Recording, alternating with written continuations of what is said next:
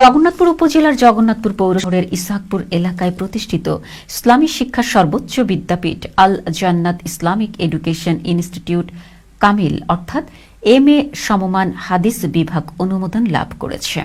মাদ্রাসা শিক্ষায় জগন্নাথপুর উপজেলা প্রথম এবং জেলার দ্বিতীয় কামিল আল জান্নাত ইসলামিক এডুকেশন ইনস্টিটিউট। এ উপলক্ষে শুকরিয়া ও দোয়া মাহফিল অনুষ্ঠিত হয়েছে। সুনামগঞ্জের জগন্নাথপুর থেকে আমাদের সহকর্মী মোহাম্মদ আব্দুল হাই জানান, জগন্নাথপুর পৌর শহরের ইসহাকপুর খানবাড়ির বাসিন্দা যুক্তরাজ্য প্রবাসী খান জয়নাল আবেদিন এবং তার পরিবারের সদস্যদের উদ্যোগে আল জান্নাত ইসলামিক এডুকেশন ইনস্টিটিউট প্রতিষ্ঠা করা হয়।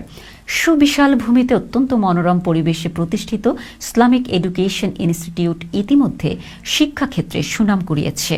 সম্প্রতি ইসলামী আরবি বিশ্ববিদ্যালয় কর্তৃক আল জান্নাত ইসলামিক এডুকেশন ইনস্টিটিউট মাদ্রাসা শিক্ষার সর্বোচ্চ স্তর কামিল হাদিস বিভাগ অনুমোদন লাভ করে।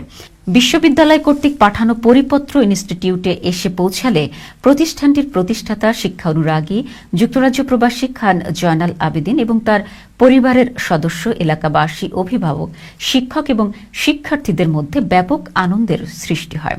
হাদিস বিভাগ অনুমোদন করায় সকলের প্রতি ধন্যবাদ ও অভিনন্দন জ্ঞাপন করেছেন ইনস্টিটিউটের প্রতিষ্ঠাতা বিশিষ্ট শিক্ষা অনুরাগী যুক্তরাজ্য প্রবাসী খান জয়নাল আবেদিন।